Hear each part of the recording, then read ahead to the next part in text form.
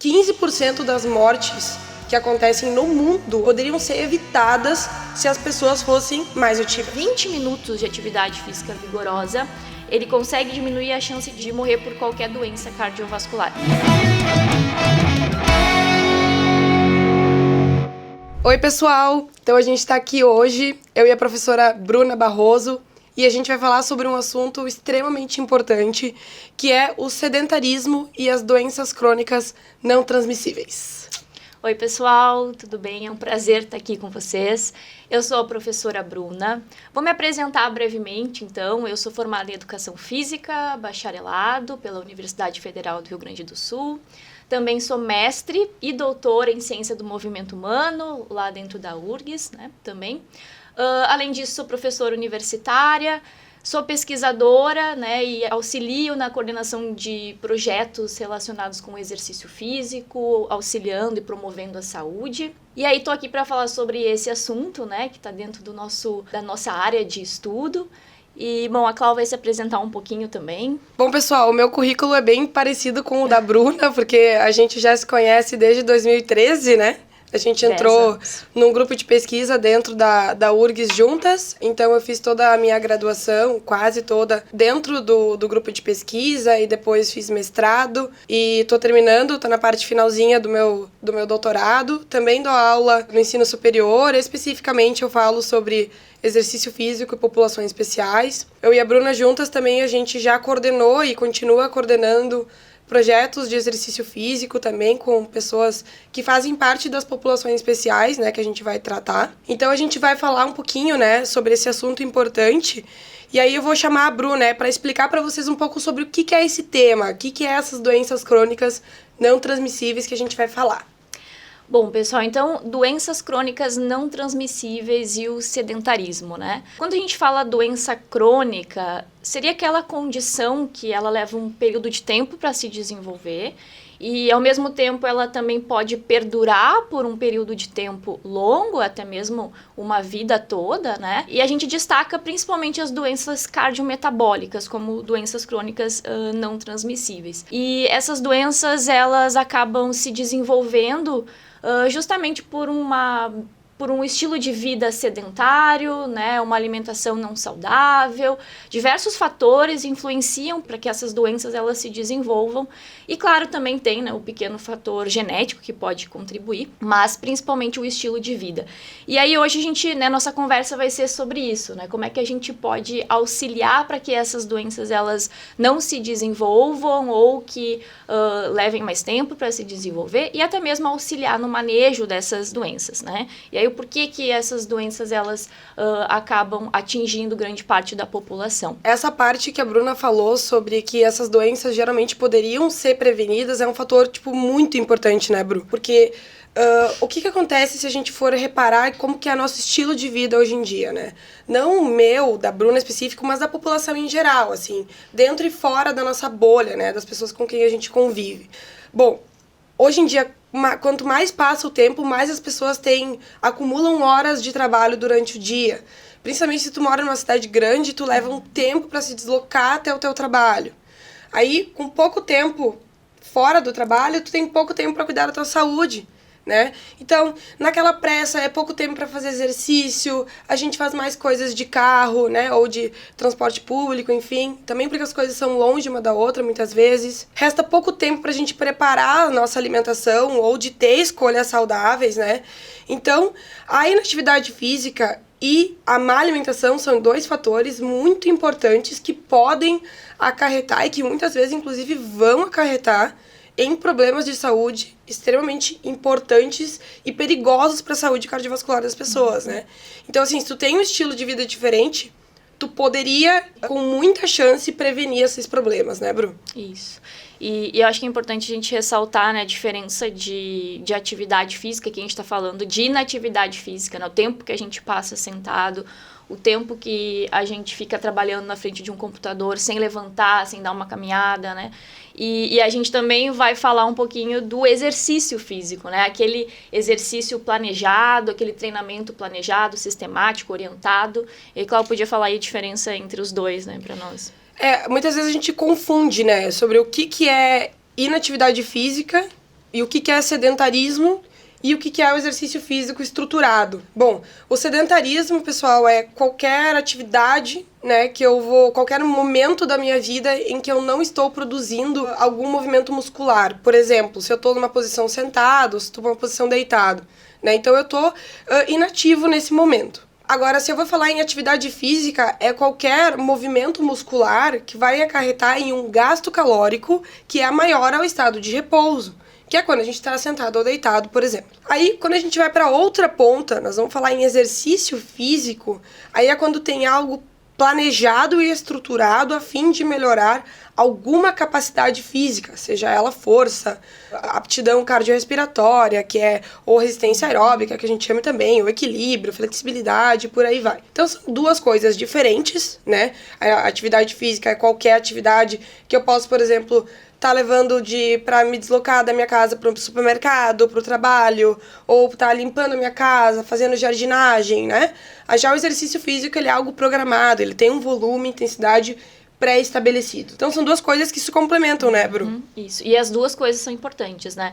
Então, a gente sabe que o exercício físico, planejado, programado, ele vai estar causando adaptações às nossas capacidades físicas, como a Cláudia falou, vai estar aumentando a capacidade cardiorrespiratória, vai estar aumentando força, tudo isso planejado e programado, mas que a atividade física, ela também tem a sua importância, né? Então, um momento de eu ficar me policiar, de não ficar tanto tempo sentado, a cada 1 hora, levantar, ir até o banheiro, voltar, isso já vai quebrar um pouco o nosso comportamento sedentário, né? Então, isso também é importante. E a gente já vê hoje na literatura que o indivíduo, ele ter uma vida mais ativa, né? Ele não ser inativo fisicamente, mesmo não tendo aí praticando um exercício sistematizado, somente de ser ativo fisicamente, ele já tem uma proteção cardiovascular. E isso já é bem claro, né, na literatura e quando a gente fala de artigos científicos e de material. A gente vai estar citando alguns estudos, assim, porque tem alguns pontos que são muito importantes. Porque às vezes a gente está conversando e trocando ideia e tu fala uma coisa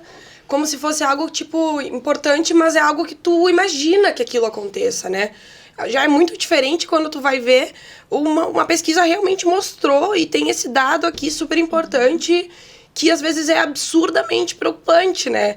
Por exemplo, né, a gente estava olhando, tem um estudo de 2020 que mostrou o seguinte, ó, que 15% das mortes que acontecem no mundo anualmente poderiam ser evitadas se as pessoas fossem mais ativas. Tipo, 15%, isso é muita gente, né?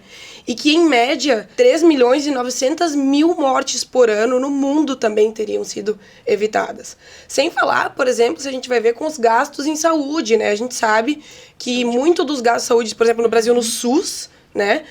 Tem uma sobrecarga enorme porque as pessoas não fazem exercício. É um absurdo, assim, né? Tu pensar que um estilo de vida, uma mudança no estilo de vida relativamente pequena poderia te proteger de uma maneira muito diferente, né? E a gente não precisa falar só de risco de morte, mas também do dia a dia, de como tu se sente, né, Bru? De ficar doente, né?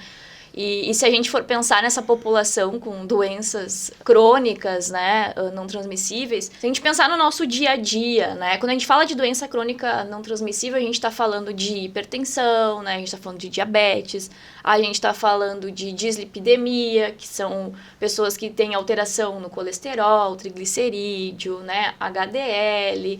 Então, a gente está falando de indivíduos com câncer. E se a gente parar para refletir, assim, quantas pessoas eu conheço, né, na minha volta, que tem uma alteração no colesterol, que é hipertenso, que tem diabetes. Se a gente for pensar, nossa, eu, por exemplo, sem nenhuma dificuldade, eu teria 10 pessoas na minha volta que tem essa, né, que já teve uma dessas condições, ou tem, ou faz tratamento para uma dessas condições. É extremamente comum. Então, tem muitas pessoas que enfrentam isso, né, essas doenças, e que poderiam, né, e podem ser muito beneficiadas simplesmente por vencer aí essa barreira do sedentarismo, né.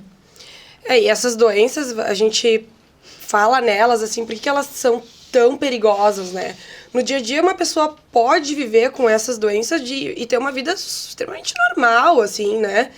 Se sentir bem, conseguir fazer suas atividades de vida diária, trabalhar. Só que essas doenças, mesmo separadamente e unidas também, elas aumentam o risco de mortalidade precoce. Aumenta o risco da pessoa ter um AVC, um infarto. Sem falar que a gente for falar também em outras valências da vida, né? Por exemplo, pessoas que têm diabetes tipo 2, quando comparadas a pessoas que não têm diabetes tipo 2, elas têm menores níveis de força muscular. E o quanto isso acarreta no dia a dia de uma pessoa é muito importante, né? E assim, né? A OMS também mostra que essas doenças crônicas não transmissíveis são as principais causas de morte no mundo, né? E muitas delas, se não todas, estão relacionadas à obesidade, ao sobrepeso. Não é o foco da nossa conversa a gente falar exatamente sobre sobrepeso e obesidade, mas a gente tem que ter noção que muitas vezes a raiz do problema vem exatamente do sobrepeso, né? Quando a pessoa ingere mais, tem um aporte alimentar, nutricional, maior do que ela precisa para estar viva, né? Para se manter funcionando bem. E, né, daí surgem vários problemas. Por exemplo, pode começar por uma resistência à insulina, pode começar por um problema nos triglicerídeos, colesterol, o HDL baixo. Aí daqui a pouco a pessoa pode vir a desenvolver diabetes ao longo do tempo, hipertensão. Essas condições, elas caminham juntas, lado a lado. E quanto mais a pessoa demora para mudar o estilo de vida, maior é a chance de ela ir acumulando essas condições, né, Bru? E quando a gente pensa nessas doenças, né, relacionadas à obesidade, geralmente vai surgindo uma depois da outra, né, e o estilo de vida é o principal causador disso tudo. E bom, retomando aos valores ali da OMS, eles estimam que 41 milhões de mortes no mundo são causadas por essas doenças crônicas não transmissíveis, né, todas essas aí que a Cláudia acabou falando. Mas eles também trazem, né, sobre como que a gente pode ajudar para diminuir esse número. Então, a gente tem que pensar nos fatores de risco, né, para o desenvolvimento dessas doenças. E quando a gente fala de fator de risco, tá lá sempre a inatividade física, o sedentarismo, né? Além da inatividade física, o sedentarismo, a má alimentação. Eles também falam do tabagismo, né, e o abuso de álcool. Então, além do estresse também, que já está entrando a saúde mental também já está entrando junto nesses fatores. Então, quando a gente pensa nesses principais fatores, é muito importante a gente refletir alternativas para mudar o estilo de vida, né, das pessoas, nem que seja o mínimo. E aí eu trouxe aqui dados de um estudo que saiu o ano passado, onde os pesquisadores eles avaliaram o nível de atividade física de 70 mil pessoas durante 5 anos. Né? Então, eles viram ali os fatores de risco que aquilo podia ocasionar, né? E o que eles encontraram? Quando aquelas pessoas, elas praticavam 15 minutos de atividade vigorosa durante uma semana, não tô falando nem de um dia, durante uma semana, né?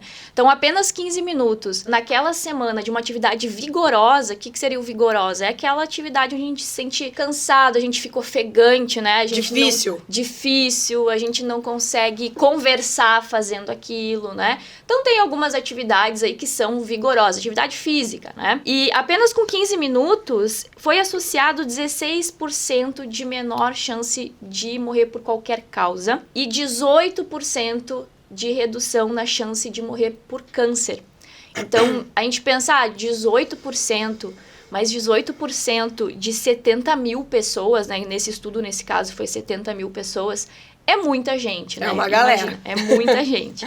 E também eles trazem os indivíduos que... Eles trazem o resultado que 20 minutos de atividade física vigorosa, ele consegue diminuir a chance de 20%, né, de morrer por qualquer doença cardiovascular.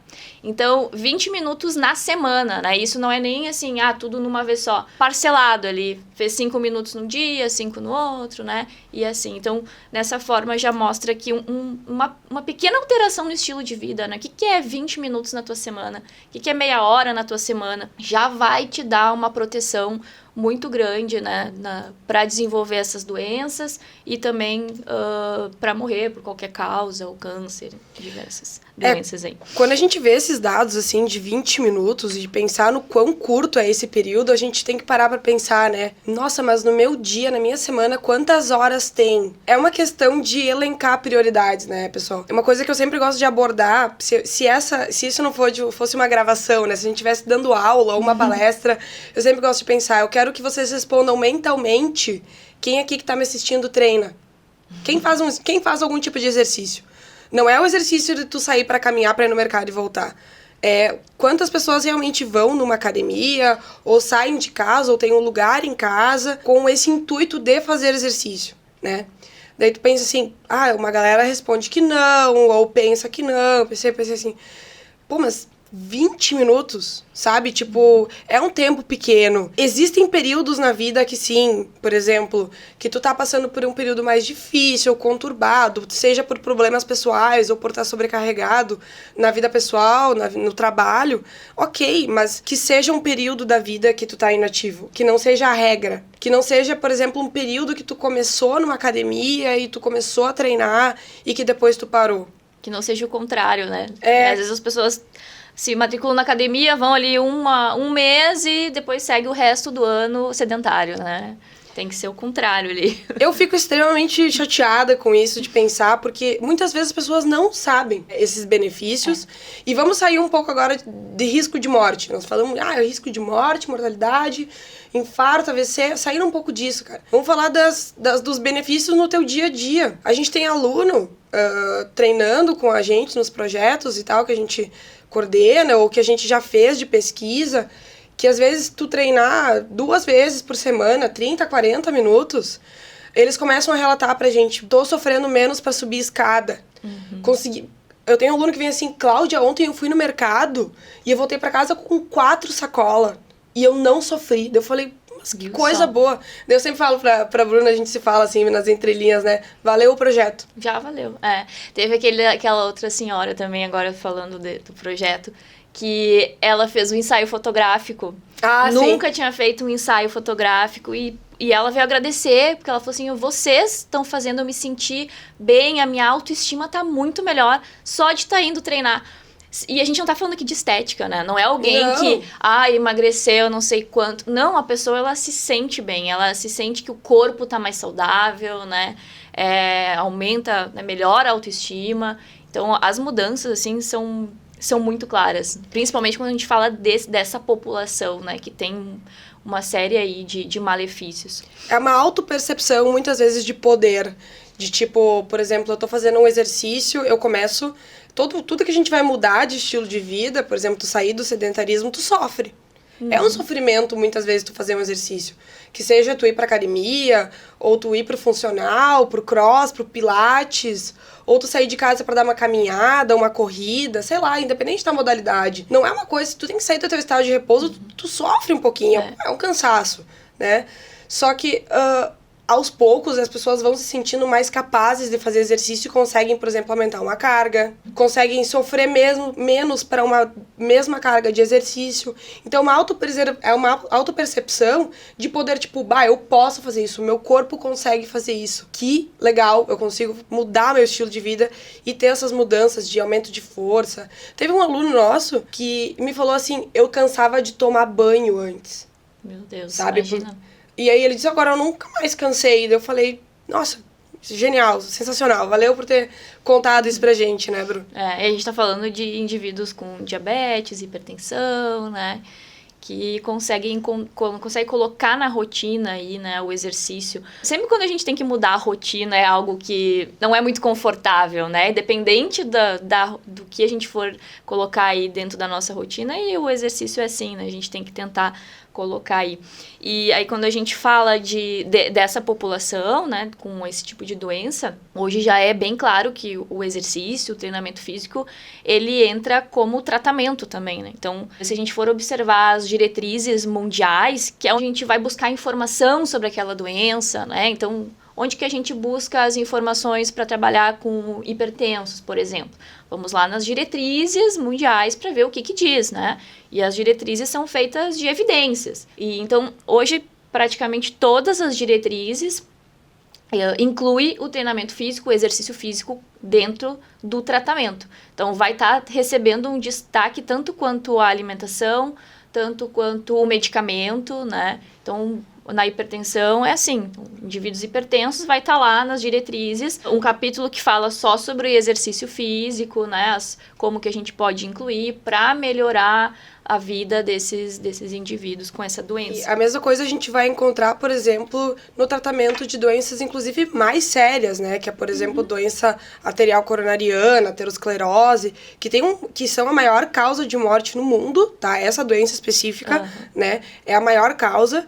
E tu vai pegar lá a diretriz, vai ter um capítulo enorme sobre exercício, inclusive. Câncer hoje em dia pra câncer também. Tratamento do câncer vai estar o exercício lá. Né? E é uma coisa super nova, né? Inclusive Super já teve nova. projetos, agora há pouco, lá dentro da URGS, dentro da Universidade Federal de Pelotas também. Quando é que tu imaginou que alguém em tratamento de câncer, seja independente do tipo, né? Claro que vai ter que ter alguns cuidados, Claro, dependendo do com período do certeza. tratamento, dos riscos, né? Sempre tem que ser conversado com o médico, claro. Mas assim, tá na diretriz médica, né? Teve um grupo de pesquisadores, de pessoas extremamente, como posso dizer, qualificadas, essa é a palavra, que entendem realmente do assunto, né? Não foi lá alguém que achou, não, é bom. Não, é seguro, é eficaz, é importante. Se vocês forem ver, por exemplo, vamos pegar as diretrizes dos últimos anos para tratar o diabetes tipo 2, que é extremamente prevalente e sério, né? Pode ter inúmeras complicações, como, por exemplo, até cegueiras e amputações, quando a doença está muito mal controlada há muito tempo, tá? Tu vai pegar o capítulo, vai ter lá. A recomendação é de pelo menos 3 vezes na semana de exercício aeróbico, com pelo menos 150 minutos por semana. E, além disso, 2 vezes por semana de treinamento de força. Tem explicado, saiu um artigo ano passado, se eu não me engano, que tem relacionado à Sociedade Brasileira de Diabetes, que explica, inclusive, como começar a fazer exercício. Então, eles explicam uma progressão de tu sair do sedentarismo, começar com essas pequenas doses, né? E ao longo do tempo tentar alcançar, então, essa diretriz. Tu não precisa logo, meu Deus, preciso treinar todos os dias. Inclusive, isso nem é bom, né, Bru? Nem é bom. O melhor é começar aos poucos, porque o corpo é uma máquina. Mas é uma máquina que tem seus problemas, a gente não aguenta tudo. Então tem que ter um cuidado aí. E outra coisa importante também, que eu não posso me deixar de esquecer, é que nos últimos 2 ou 3 anos, além da recomendação de exercício físico específica, também tem a recomendação de redução de tempo gasto em comportamento sedentário. Acho que a gente estava conversando sobre isso mais cedo até, né, Bru? Isso, o tempo que a gente fica sentado, né, o tempo que a gente decide pegar um carro para fazer poucas distâncias, né? Então, o tempo de comportamento sedentário é algo que a gente pode começar a observar no nosso dia a dia, né? Claro que a gente não vai saber exatamente quantas horas, né? Mas pensa ali, há quanto tempo eu tô sentada aqui na frente do computador? Bom, vou dar uma levantada. Só de tu levantar e pegar uma água, voltar, já quebrou aquele tempo sedentário, né? Tem até aplicativo de celular que faz isso, que ele te lembra que tu tem que tomar água e tem que levantar. Os relógios agora, né, inteligentes, eles mostram isso. É hora de se mexer. Então, levanta, se mexe um pouquinho e aí volta a ficar sentado, né? E às vezes pequenas tarefas, assim, eu vou pegar o elevador, vamos subir 1, 2 lances de escada só para quebrar o meu comportamento sedentário, né? Isso a gente acha que é bobagem, mas quando a gente vê, né, a longo prazo, faz toda a diferença, né? E assim, né, essas recomendações que a gente fala, né, como a Bruna falou antes, elas são baseadas em evidências que encontraram em pesquisas com exercício que o exercício foi eficaz em melhorar, por exemplo, a força, melhorar o nível de aptidão cardiorrespiratória, a pessoa cansar menos aerobicamente falando, né, melhorar a sua resistência. E além disso, tem outras mudanças também quando a gente vai pegar os exames de sangue dos nossos alunos, né? A gente vai pegar lá aquela redução de glicemia, no controle glicêmico. Mesmo quem já não tem diabetes, mas está no pré-diabetes, pode reverter essa situação. Tu melhora triglicerídeo, os colesterol total. Claro que tudo vai estar muito relacionado também à alimentação, Sim. claro. Isso não adianta tu começar a fazer um monte de exercício, mas piorar a tua alimentação. É um balanço, né? Pressão arterial, a gente vê também muito, né? Quando a gente quebra esse comportamento sedentário. A funcionalidade que a gente já falou, né? Cláudio deu o exemplo aí, então as atividades do dia a dia ali, né? tudo vai melhorar. Então, eu sentar e levantar de uma cadeira, para indivíduos que têm essas doenças crônicas, o simples fato de ter que levantar e sentar numa cadeira pode ser muito dificultoso, né? A pessoa vai sentir dor, vai sentir... Claro, não tem força, né? Não tem essa capacidade cardiorrespiratória também. Então, a funcionalidade é o que a gente vê muito claramente, assim. O fato de ir no mercado, conseguir carregar sacolas. Brincar com os netos também, vários já me relataram. Pegar o neto no colo, né? Consigo pegar meu neto. Antes eu ficava 2 minutos com o neto, eu cansava. Agora eu consigo carregar no colo, eu consigo brincar mais tempo lá no pátio. Então, isso faz toda a diferença. Então, as atividades de vida diária reflete muito na vida, né, do paciente, do aluno, né, do indivíduo. Então, acaba sendo também um estímulo, né, para as pessoas colocarem na sua rotina aí o exercício físico. Eu vou pegar o gancho que tu falou de neto, que já me relembra os nossos alunos de meia idade, perto de idosos, assim, né? Que são muitos. E assim, vamos pensar que ao longo do tempo, quando a gente vai ficando mais velho, é natural que a gente vai tendo uma maior propensão de desenvolver essas doenças crônicas não transmissíveis, tá? O nosso metabolismo, ele fica mais desacelerado, né? Podem surgir vários problemas ao longo do tempo, relacionados à genética também, porque quanto mais velho a gente fica, mais alta a nossa genética voltada para essas doenças crônicas não transmissíveis, ela é mais forte. Por exemplo, eu sempre pergunto, para os alunos, né, da faculdade e tal, por exemplo, né, quem aqui tem algum parente que tem diabetes tipo 2 ou que tem parente hipertenso? Vocês têm que abrir o olho, porque a chance de vocês desenvolverem ao longo do tempo é maior que a minha, que não tenho pré-diabetes, mas que tem um parente próximo que tem hipertensão. A tua chance é maior, tá na tua genética, DNA.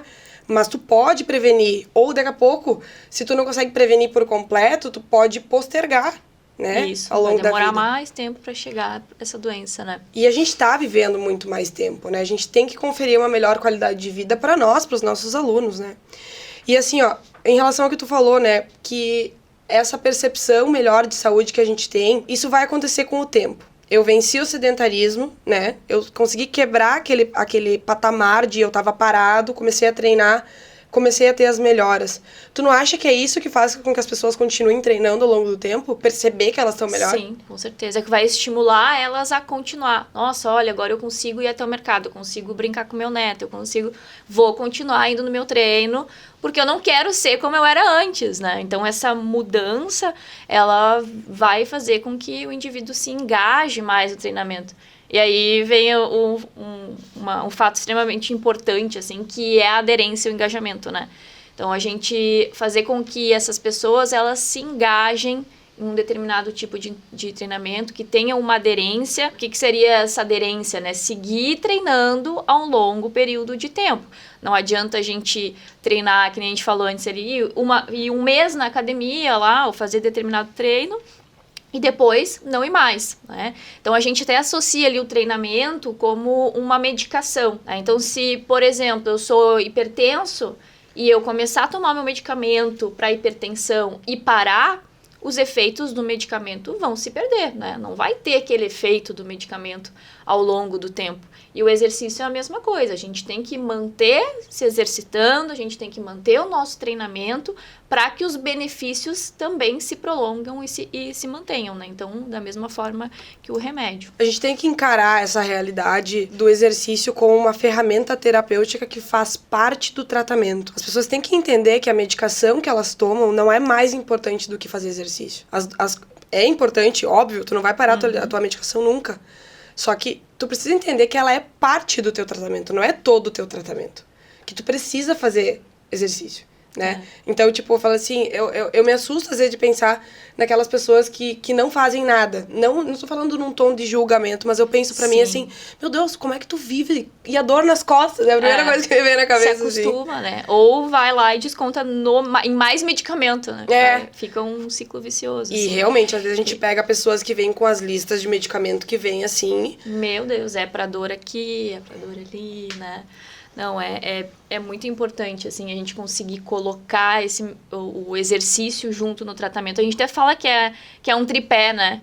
Que é o medicamento, claro, a gente não pode descartar isso quando a gente está falando de doenças crônicas, né? O exercício e a alimentação, né? Que também não adianta me alimentar totalmente errado, treinar e tomar medicamento. Então é um tripé, né? Tem que andar junto aí esses três fatores para conseguir ter um estilo de vida mais saudável, né? Ter uma qualidade de vida melhor. Também tem uma coisa, né? A gente vive falando de benefício, do porquê fazer e defendendo, mas o que a gente também ouve muito é as pessoas virem dizer pra nós assim, mas eu odeio ir na academia. Eu odeio musculação. É tipo, odeio esteira. É, tipo, e ok, né? Sim, cada um tem as suas preferências. Né? Eu também não gosto muito de fazer musculação e tal, mas encontrei outra modalidade. Essa é a chave, galera. Tipo assim, ó, não conseguiu gostar de fazer musculação, existem uma infinidade de modalidades que a gente pode procurar,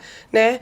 Claro, dentro da realidade de cada um, mas tem atividades em grupo, que é, por exemplo, tem os CTs aí de treinamento funcional, tem as academias que tem hidroginástica, dança, tem agora, tá muito difundido aqui pelo menos aqui no sul do Brasil, os esportes coletivos ou em dupla, né, como que é o beach tênis, pádel, vôlei, né, tem uma série de modalidades, e aí quando a gente pensa, eu quero treinar, mas o meu médico, tem sempre o médico, né, o médico mandou eu treinar força, então eu tenho que ir lá na academia fazer musculação, também, ótimo, mas existem outras modalidades que também treinam força e que as pessoas não associam, né? Então, tem que procurar uma coisa que goste, não adianta.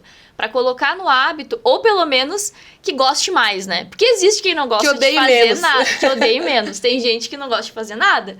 Então, uma que tu goste um pouco mais, né? Então, experimenta várias modalidades. Eu gosto só de caminhar. Então, vamos caminhar, né? Também. Mas aí, às vezes, surgem problemas. Eu não posso simplesmente fingir que não vai surgir um problema que é quase sempre o mesmo nas pessoas que têm doenças crônicas não transmissíveis, galera. Que é assim, ó. Só caminhar, só jogar bola, só fazer aeróbico não é o suficiente. Tem que ter, pelo menos, um determinado volume, nem que seja pequeno, de força. Por quê? Porque muitas vezes as pessoas que têm problemas no colesterol sanguíneo, que têm diabetes, elas tem um determinado nível maior ou menor de sobrepeso. E o sobrepeso coloca uma maior sobrecarga nas articulações. E se tu vai entrar para uma atividade que é puramente aeróbica, tu não vai ter um estímulo de força, né? Tu não vai ter um estímulo no teu corpo para aumentar a força corporal. Eu lembro quando eu tava no início da faculdade, tinha uma amiga da minha mãe que ela me disse assim, não, mas eu tô caminhando 3 vezes na semana e eu tô sentindo a minha perna mais dura. Daí eu pensei pra mim assim, meu Deus, eu não sei, eu sei que não é assim, mas eu também não sei responder. Hoje a gente sabe responder, né, Bru? Sim. Então, né, tu vai fazendo uma atividade, tu vai vendo que tu precisa de mais pra conseguir se manter naquela atividade. Eu tenho um aluno que já me relatou isso. Pra mim, o importante é jogar bola, mas eu sei que pra jogar bola eu também tenho que fazer força. Força pra se proteger, exatamente. Mas no final das contas, o que as pessoas precisam encontrar é algo que seja relativamente, pelo menos, prazerosa. E as atividades em grupo, às vezes, tu vai treinar, nem que talvez não seja exatamente pelo treino, mas até pelas pessoas que estão junto, né, Bru? Então tem que tornar essa atividade um hábito, né? Então, para ser um hábito, a gente tem que, pelo menos, gostar um pouco. E aí, outra coisa importante que a gente estava falando, né, de apresentar resultados que vai impactar na vida daquele indivíduo, é procurar profissionais capacitados para isso, né? Então, procurar um educador físico, né? Alguém que vai conseguir fazer uma prescrição adequada. E quando a gente fala desse tipo de população, de indivíduos com algum tipo de doença crônica, tem que ser alguém capacitado. Porque um indivíduo com uma doença crônica aumentar o seu nível de atividade física, ele vai apresentar um certo risco, né? Então, tem que ser alguém que consiga adaptar aquele treinamento, focar no que realmente precisa, né? Porque não é qualquer pessoa, a gente não está falando de um indivíduo sedentário, mas que é saudável, não tem nenhuma doença. Não, aqui a gente está falando de pessoas com doenças crônicas que apresentam um risco maior, inclusive de morte. Então, tem que ter um cuidado, tem que procurar um profissional capacitado, né, que saiba um mínimo aí sobre isso. E os profissionais também precisam ter essa noção do quanto eles precisam compreender essas doenças e os riscos associados. E isso serve para todo mundo que está na graduação, que já se formou e tal. Entender pelo menos quais são os riscos e aonde eu consigo trabalhar com segurança. E às vezes também, Bru, acontece da pessoa ter medo de, por exemplo, prescrever um treino pra essa galera. E o medo, eu sempre digo assim pro pessoal assim, o medo ele é bom até certo ponto porque ele protege de tu errar, né? Ele faz com que tu seja mais precavido. Mas também não significa que a pessoa não tem que fazer um treino, dá pra fazer um treino super bom. Agora há pouco, um projeto com pessoas com diabetes tipo 2, a gente botou a galera a treinar 3 vezes por semana, 50 minutos, 3 vezes por semana, eles eram todos sedentários. E era um treino de intensidade moderada, não era nem leve. Todos tinham liberação médica, só que assim, ó, eles sofreram, ficaram suave. Bem no final. E né? aí, falando em liberação médica, né? É outra coisa que a gente tem que ter, né? A gente tem que ter uma liberação médica quando a gente fala dessa população, né? Porque não é sempre que qualquer um pode participar de um treinamento físico, né? Tem alguns detalhes ali que muitas vezes não pode aumentar muito o seu nível de atividade física. Então, tem que ter liberação de médico. Né? Então, a gente tem que cuidar. Se proteger, né? A gente se protege dessa forma. É verdade. Eu acho que eu tenho que perguntar pro aluno também, assim, tu chegou a abordar com o teu médico que tu vai começar a fazer exercício? Ou, tipo assim, tu já trouxe esse assunto com o teu médico? Ou talvez perguntar, faz quanto tempo que tu não faz? Ou quanto tempo que tu fez o teu último exame cardiológico? Isso é legal de perguntar. Sim. Porque às vezes a pessoa não vai no cardiologista há sei lá quanto tempo, há anos, e toma o mesmo medicamento de pressão. Há muito tempo, E eu vou te falar que isso é a maioria. Muito. Alguém que vá direitinho todo ano fazer o check-up é raro, assim, que a gente encontra, né, na prática é totalmente o contrário, né? De maneira geral, assim, ó, quando a gente tá falando de exercício, a gente tem um ponto-chave, né, Bru? Que é ver o exercício como remédio. O exercício físico, ele é ainda melhor que um medicamento, né? Porque não tem efeitos colaterais, né? O contrário, a gente vai ter muito mais benefícios. Talvez uma dorzinha depois do treino. Uma dorzinha, né? Isso dentro do normal. E apresenta diversos outros benefícios que vai melhorar a qualidade de vida no geral, não somente no tratamento daquela doença, né? Então, o exercício, ele é ainda melhor que um medicamento e tem que estar na nossa vida aí diariamente.